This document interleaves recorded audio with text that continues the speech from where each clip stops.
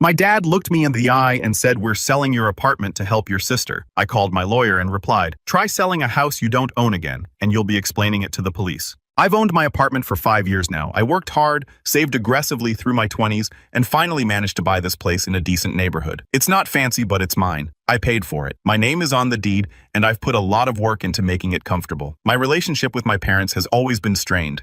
They've consistently favored my younger sister Jennifer 32F over me. While I was expected to work for everything I got, Jennifer received financial support for college, down payments for cars, and regular monetary gifts. When I brought this up, I was told that Jennifer needed more help, or that I was capable of managing on my own. I accepted this dynamic years ago and focused on building my own life. Last week, I was coming home from the gym when my neighbor Mrs. Wilson stopped me in the hallway. She's a retired teacher who's lived in the building for decades and knows everyone. "James, I've been meaning to ask you about the sale," she said casually. I had no idea what she was talking about. "What sale? Your apartment?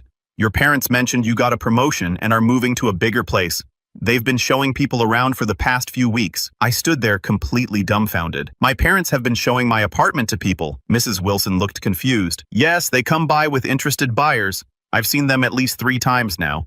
"Are you saying you're not selling?" "No, I'm not selling my apartment. I didn't even know about this." She looked genuinely concerned. "Oh dear. Well, they have a key. I assumed you knew. They told everyone they're helping you sell it because you're too busy with your new position." I thanked her for letting me know and immediately called my parents. My father answered, and when I asked him about it, he laughed it off. He claimed Mrs. Wilson was confused and that they had only stopped by once to check on the place while I was at work, but something didn't add up. Mrs.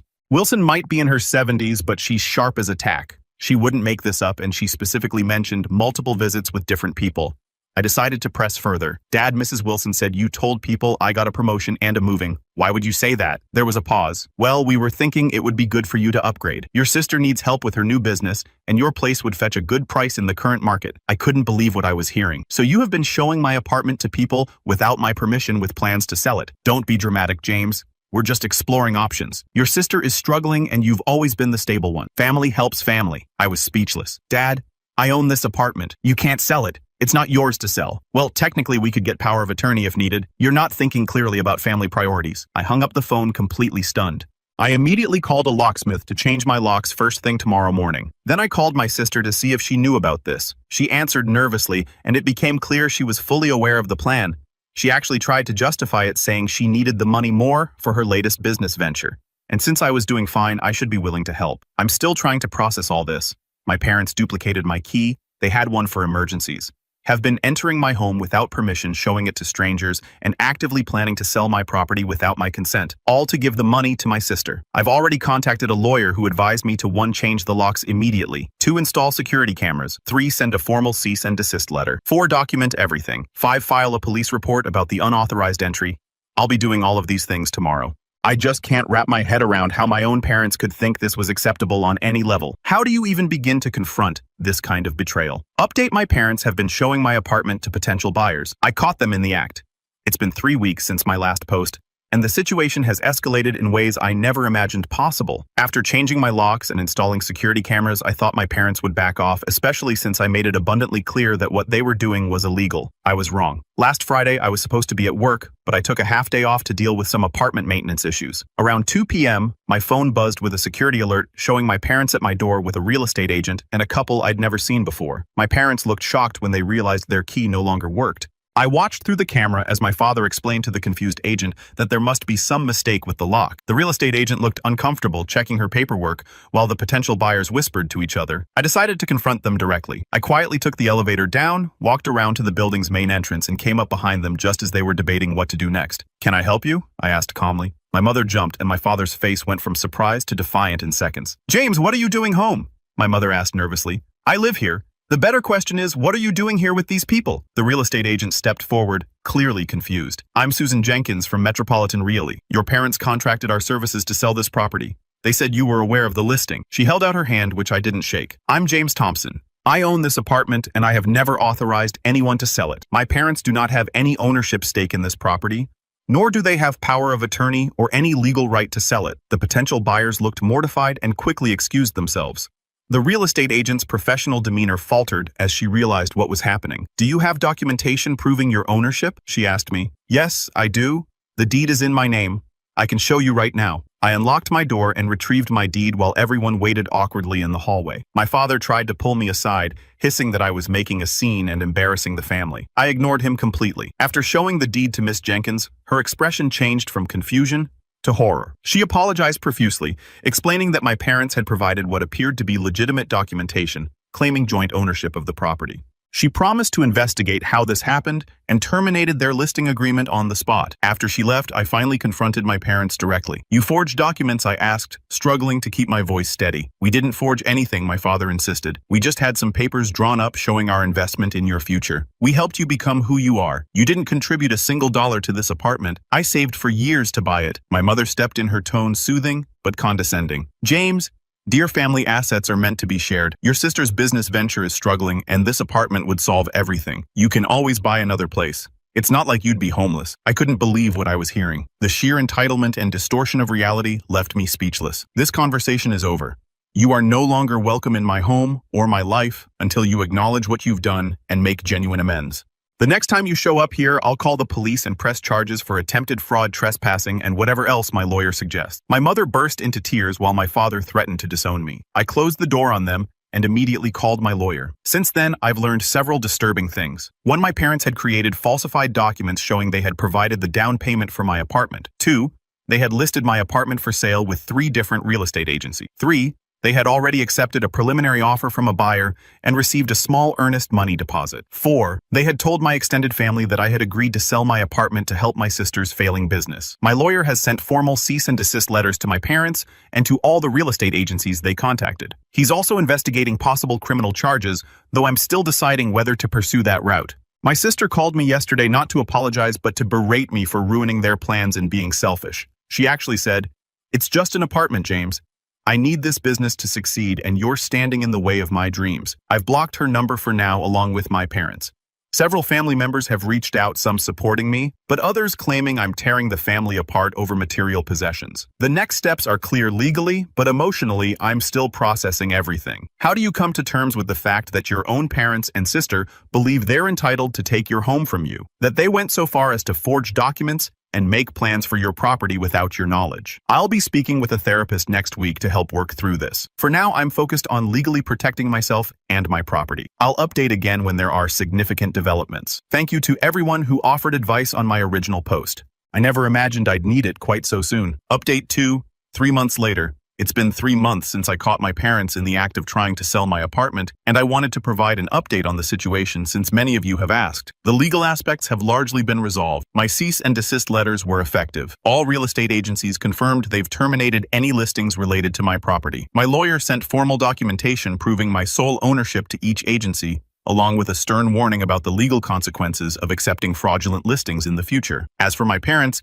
they initially doubled down on their position. 2 days after our confrontation, my father left a voicemail claiming I was blowing everything out of proportion and that they were just trying to help the family. He suggested we sit down like adults to discuss how to make this work for everyone, as if selling my home without my consent was still somehow on the table. I didn't respond. Instead, my lawyer sent them a comprehensive legal letter outlining 1 documentation of my sole ownership, 2 evidence of their unauthorized entry, 3 records of their fraudulent claims to real estate agencies, 4 a clear statement of potential criminal charges they could face, 5 a formal demand to cease all attempts to access or sell my property. The letter concluded with a warning that any further attempts would result in immediate legal action, including criminal charges for fraud, forgery, and trespassing. This finally seemed to get through to them. My mother called sobbing 2 days later, but it wasn't the apology I expected. Instead, she lamented that I chose property over family and that my selfishness was destroying Jennifer's future. I remained calm and told her I had nothing more to say until they acknowledged the severity of their actions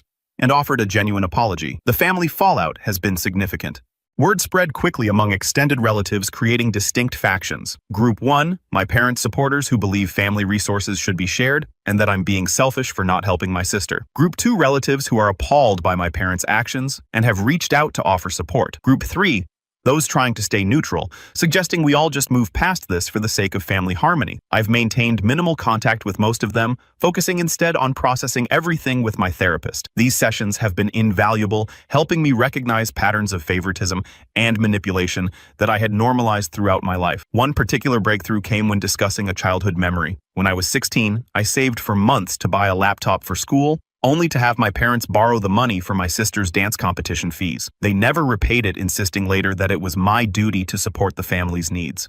This pattern has repeated throughout our lives. My achievements and resources were treated as family property, while Jennifer's needs always took priority. As for Jennifer, she eventually sent me a text that read, "I hope you're happy. My business is failing because of you. Thanks for nothing." I didn't respond. Her business, from what I've gathered through mutual friends, was in trouble long before the situation. My apartment would have just been a temporary band-aid on deeper financial problems. Security-wise, I've upgraded my system with better cameras and added window sensors. I've also informed my building management about the situation, and they've been surprisingly supportive, adding notes to their security protocols about unauthorized visitors claiming to be my family. 3 weeks ago, my mother showed up unannounced. My camera alerted me, but I was at work. She couldn't get in but left a letter under my door, which mostly consisted of guilt, tripping, and justifications, rather than a genuine apology. She wrote that I always had things easier than Jennifer, and that my refusal to help family in need showed my true character. She concluded by saying they would forgive me when I was ready to be part of the family again. I've kept the letter as documentation,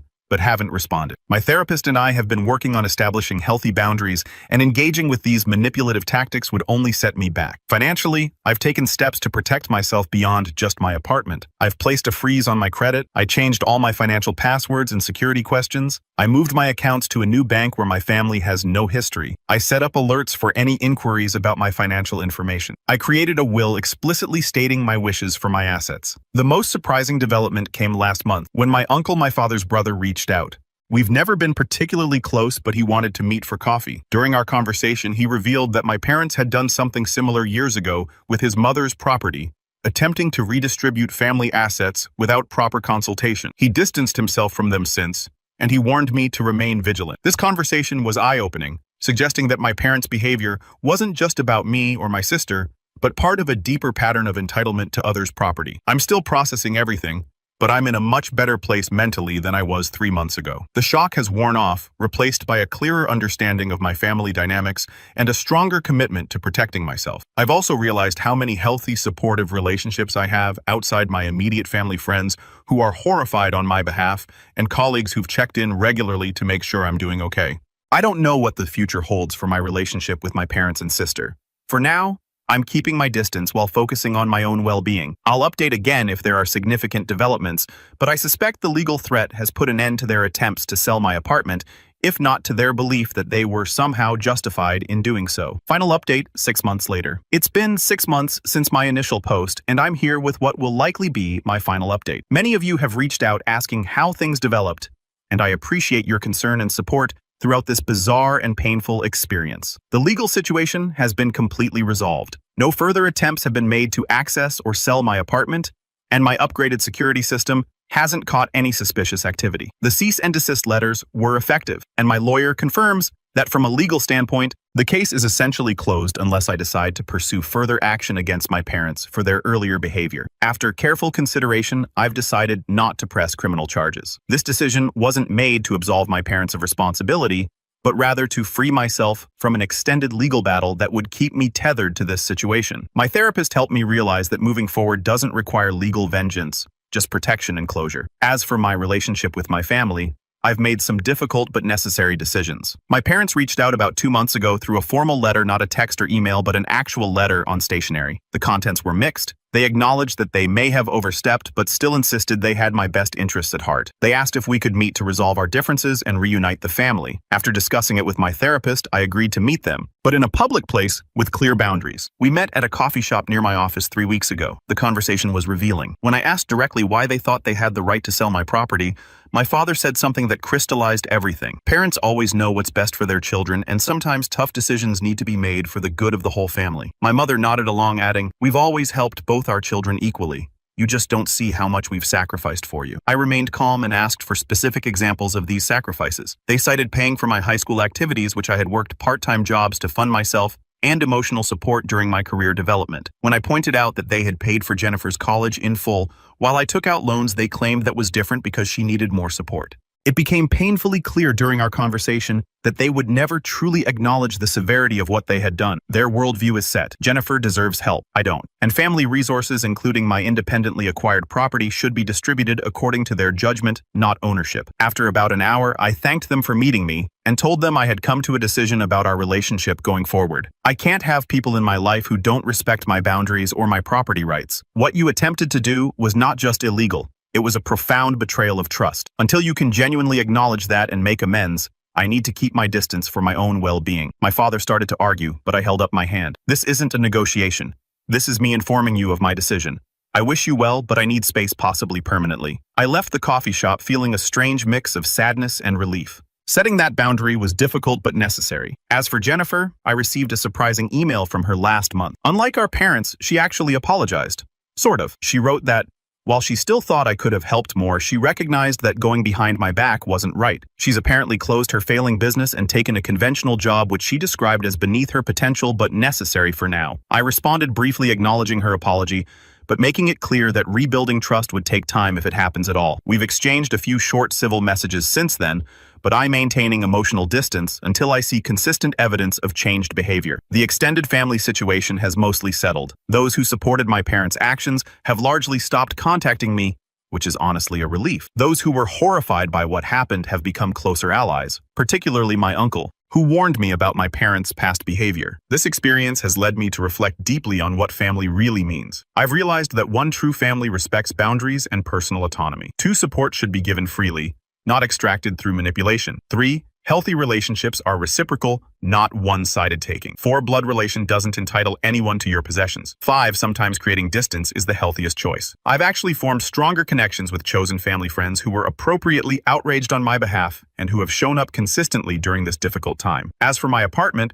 I've reclaimed it emotionally as well as legally. I've repainted, rearranged furniture, and even replaced the front door with a more secure model. These changes have helped transform it from a space that felt violated back into a sanctuary that's truly mine. Professionally, I've thrived, despite the stress, even receiving a promotion last month. My colleagues have been surprisingly understanding when I needed flexibility for legal meetings or therapy appointments. Looking ahead, I'm focusing on building a life defined by healthy relationships and clear boundaries. I don't know if reconciliation with my parents will ever be possible. That would require a fundamental shift in how they view me, my sister, and our respective rights to autonomy. I'm not holding my breath, but I'm open to reassessing if genuine change occurs. For anyone facing similar family entitlement issues, my advice would be document everything. Set clear, non-negotiable boundaries, and don't let guilt override your right to protect yourself. I seek professional support, both legal and psychological. I recognize that sometimes distance is necessary for healing. This experience has been one of the most challenging of my life, but also one of the most clarifying. I now understand the dynamics that shaped my family relationships for decades, and I have the tools to ensure they don't control my future. Thank you to everyone who offered support and advice throughout this journey. Your validation helped me maintain my resolve during moments when I questioned whether I was overreacting. I wasn't, and neither are any of you facing similar boundary violations from family members who believe their relationship entitles them to your property or compliance. To close with something my therapist told me that resonated deeply. Family should be where you feel most respected, not least. If that's not the case, it's okay to redefine what family means to you. I never imagined that protecting my apartment would become the beginning of rebuilding my entire life. Nearly 2 years have passed since I discovered that my own parents had been secretly showing my home to strangers convinced they had every right to sell it and hand the money to my sister. Back then, every time I unlocked my front door, I wondered if someone had been inside again. Now when I step through that same doorway, I feel something I never truly experienced growing up: peace. This apartment isn't just property anymore. It's proof that I survived people who believed my hard work belonged to them. Over time, I stopped seeing these walls as reminders of betrayal and started seeing them as symbols of freedom. I repainted every room, replaced nearly every piece of furniture, filled the balcony with flowers and herbs, and slowly transformed every corner into something that reflected me instead of the fear that once lingered here. Friends visit often now, and more than one has commented that my home feels calm. I usually just smile because they have no idea how much effort went into creating that calm. Therapy helped more than I ever expected. At first, every session centered on my parents, my sister, and everything they had done. Eventually, my therapist gently pointed out that my future deserved more attention than my past. past. That simple realization changed everything. Instead of asking why my parents treated me differently, I started asking myself what kind of life I wanted without constantly seeking their approval. The answer came slowly but clearly. I wanted relationships built on mutual respect. I wanted people who celebrated my successes instead of treating them as resources to be redistributed. Most importantly, I wanted to stop apologizing for protecting myself. Work became another unexpected blessing. Not long after everything settled legally, I received another promotion. Leading a larger team forced me to become the kind of person I had always wished I'd had growing up. I listened instead of assuming. I respected boundaries instead of crossing them. I encouraged people without making them feel indebted. It struck me one afternoon that every leadership decision I made was quietly rejecting the example my parents had set. That realization gave me a strange sense of closure. My friendships grew stronger too. The people who stood beside me during the worst months never disappeared once the drama ended. We celebrated birthdays together, took weekend trips, watched terrible movies, and built traditions that had nothing to do with obligation. One Thanksgiving, surrounded by friends laughing around my dining table, I realized something that caught me completely off guard. I hadn't spent the day wondering what my parents were doing or whether I should have reached out. There wasn't anger anymore. There was simply acceptance. Family had become something I chose rather than something I endured. Jennifer surprised me the most. Nearly a year after everything ended, she sent me another message. I almost deleted it without reading, expecting another accusation. Instead, I found the closest thing to a genuine apology I had ever received from her. She admitted she had spent years believing our parents whenever they said I could handle more because I was stronger. She confessed that she'd confused my independence with endless obligation. After her business collapsed and she was forced to rebuild her own life without anyone rescuing her, she finally understood how unfair everything had been. I didn't forgive her immediately. Trust doesn't work that way. But over the following months, she kept showing up consistently. No requests for money, no manipulation, just quiet conversations over coffee and honest attempts to rebuild something that should have existed long ago. We're not especially close, and maybe we never will be, but we're finally honest with each other. That feels like enough for now. My parents never really changed. Every holiday, another carefully written letter arrives, usually insisting they only wanted what was best for the family. Even after all this time, they still can't bring themselves to admit they tried to steal my home. I've stopped expecting that apology. Accepting that some people will never acknowledge the damage they've caused has been one of the hardest lessons I've learned. I don't hate them anymore, but I no longer mistake forgiveness for reconciliation. They live their lives, and I live mine. The distance isn't punishment, it's protection. One afternoon, while helping Mrs. Wilson carry groceries upstairs, she smiled and told me I seemed lighter than the frightened man she'd met outside the elevator years ago. I laughed and reminded her that none of this would have happened if she hadn't innocently asked me about the sale of my apartment. She insisted she hadn't done anything important, but she'll never know how much that single conversation changed my life. Sometimes the truth enters your life disguised as an ordinary question. A few months later, I volunteered to speak anonymously at a community seminar about fraud and protecting personal property. I shared my story, hoping it might help someone else recognize warning signs before things escalated. Afterward, several people approached me with stories of controlling parents, manipulative siblings, and relatives who believed family ties gave them ownership over someone else's life. Listening to them, I realized I wasn't alone. More importantly, neither were they. If my experience helped even one person set healthier boundaries, then maybe all that pain served a purpose after all. Looking back now, I used to think buying this apartment was my greatest accomplishment. I was wrong. Purchasing it took discipline and hard work, but keeping it took something far more difficult. It required me to believe that I deserved to own the life I had built. It required me to stop confusing guilt with love and obedience with respect. I finally understand that real family doesn't demand sacrifices they would never make themselves. They don't see your achievements as communal property or your kindness as permission to exploit you. They celebrate your success instead of claiming it. Every evening when I unlock my front door and step inside, I still appreciate the quiet. Not because the apartment is expensive or beautiful, but because every inch of it reminds me that I chose myself when it mattered most. I protected what I worked for. I refused to surrender my future to people who believed they were entitled to it. And after everything that happened, that's the victory I'm proudest of. My home is finally what it was always meant to be. Not just the place where I live, but the place where I belong.